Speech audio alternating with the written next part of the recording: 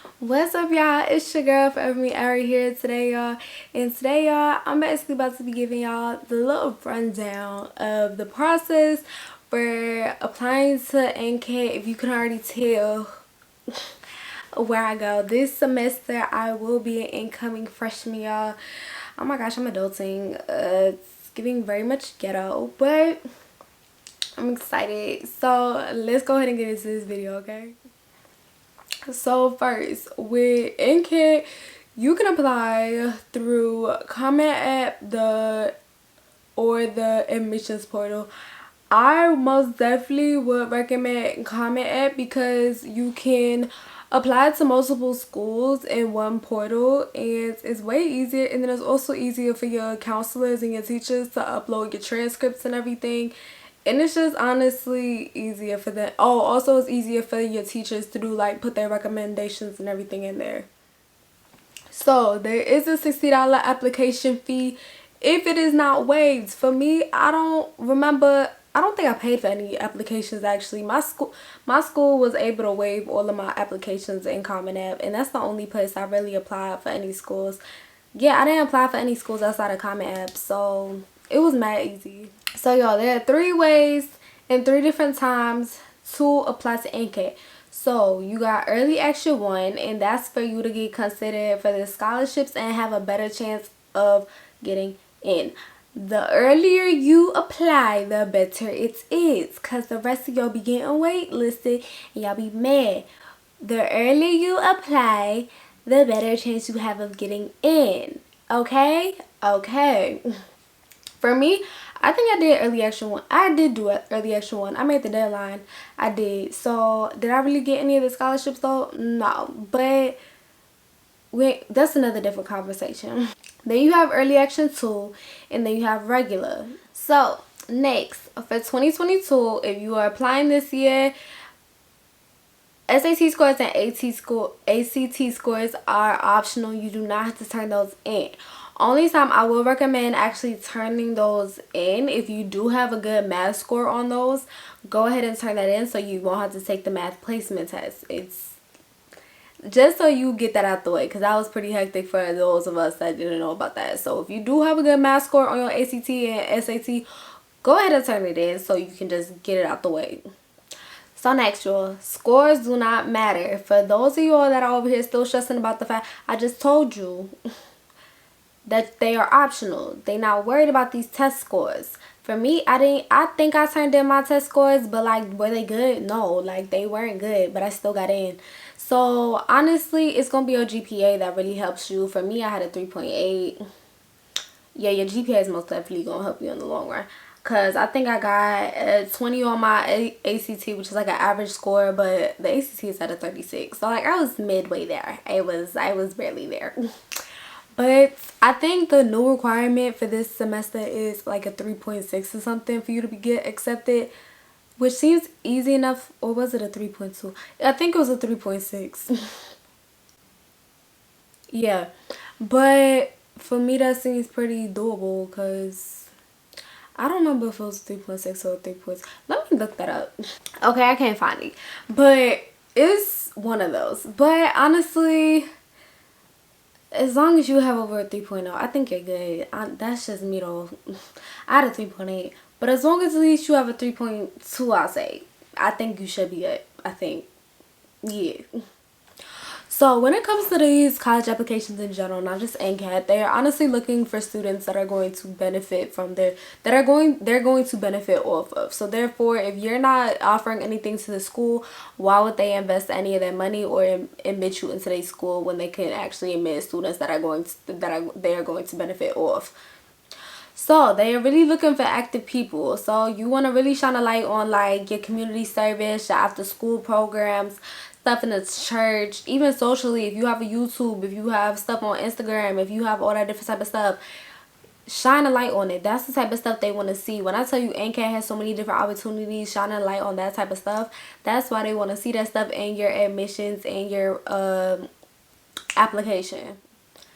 So in the words of an advisor, these are legit exact words I got. They do not care about them essays. Save them for scholarships. y'all don't, if you use Common App, do not worry about them scholarship essays because they don't read it. I mean, those prompts essays, they don't read it. They legit told us straight up they do not read it and it won't be counted. They don't read any of that. Don't stress about that essay. Use those essays or whatever you're doing for scholarships that you want to apply to at Ncat or even outside of Ncat. Use it for that because they not reading them actual applications essays.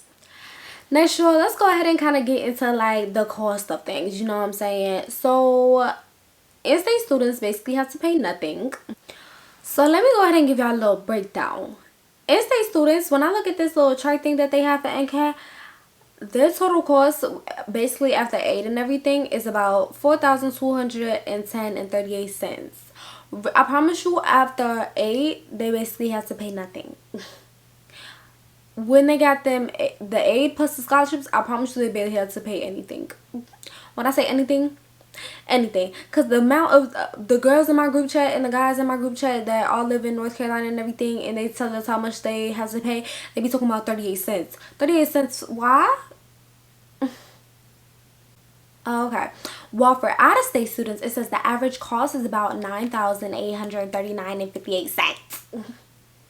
Okay, that's after aid. Okay. Honor students basically pay nothing.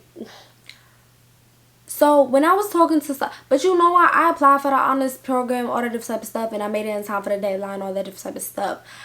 But when I tell you I thought I was elite when it came to my schoolwork and I thought I was good, I talked to some of them honor students and I was like having regular conversation. I was like, oh, they was talking about different stuff they did. I'm like, okay, I did about the same amount of activities. That's cool. But when they started talking about their GPAs, I was like,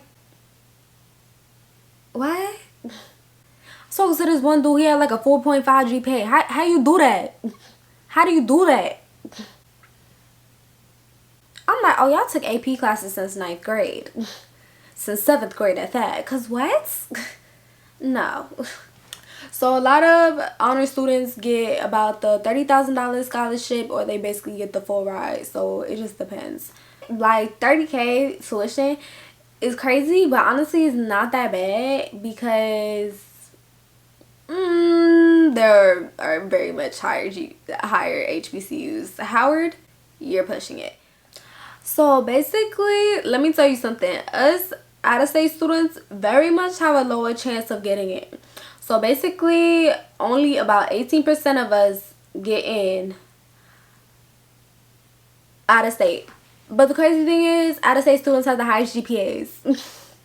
We have the highest GPAs. So Ncat most definitely have always said that they very much cater more to their North Carolina students than anybody else. So that's very much a known fact. But you still have a chance of getting in. For me, I was very much nervous about getting in because I really thought I was not going to get in. I was able to get in. I have faith that y'all will be able to get in. And if you don't get in your freshman year, you can always transfer the experience. Never will switch up. Well, freshman year experience is probably going to be a little bit, you know, it's going to be a year to remember. But, you know, it's still going to be that Ncat time that you're going to be able to enjoy if you were to basically transfer.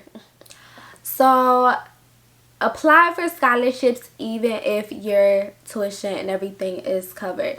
When I tell you that refund check will hit you like no other, you will be praise dancing like no other.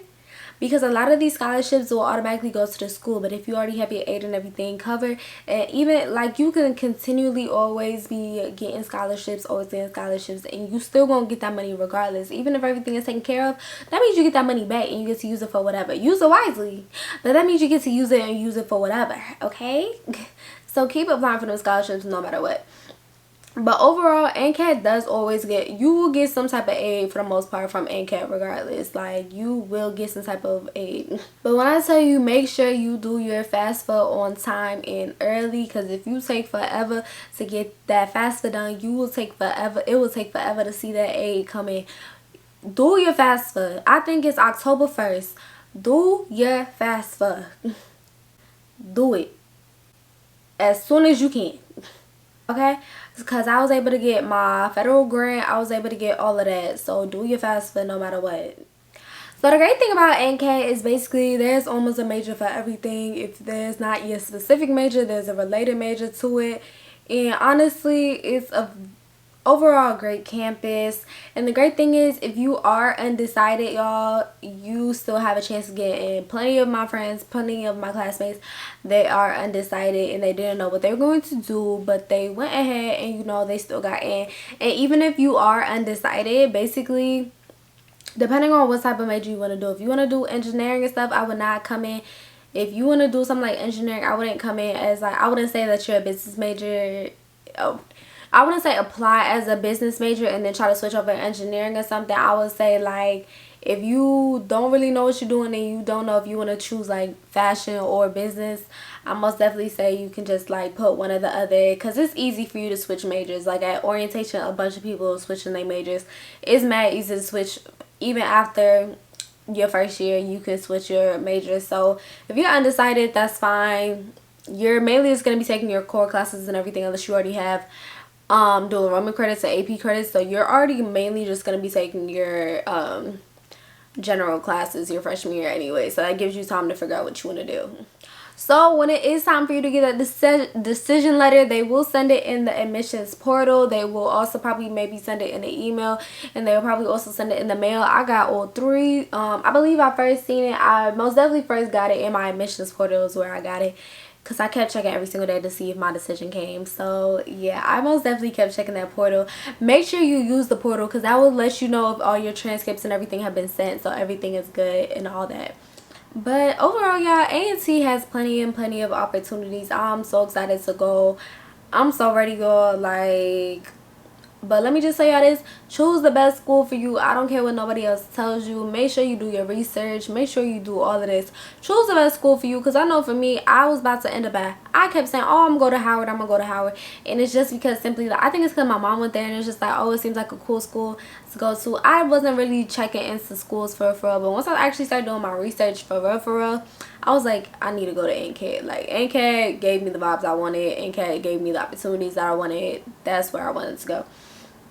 Don't let nobody force you. I know sometimes we be having like them alumni parents, like grandparents, and you just be like, they feel like you have to go.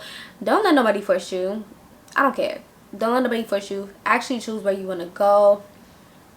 And when I tell you the best thing I did was visit the campus to confirm. When I tell you my visit to Ncat really made me feel like, yes, I need to go here. Like that, it made me feel like I need to go to Ncat. As soon as you step on campus, as soon as you step on whatever campus you visit, you will know if it's the right choice or not. I promise you. You gonna know. You automatically gonna know. But that's pretty much it for this video, y'all. Hopefully y'all enjoyed it. Make sure y'all like, comment, and subscribe. When I tell you, I'm about to be doing a whole bunch of content on this Ncat campus. Like, the amount of ideas I have, like, you about to see me collab with some of the upperclassmen, all that type of stuff.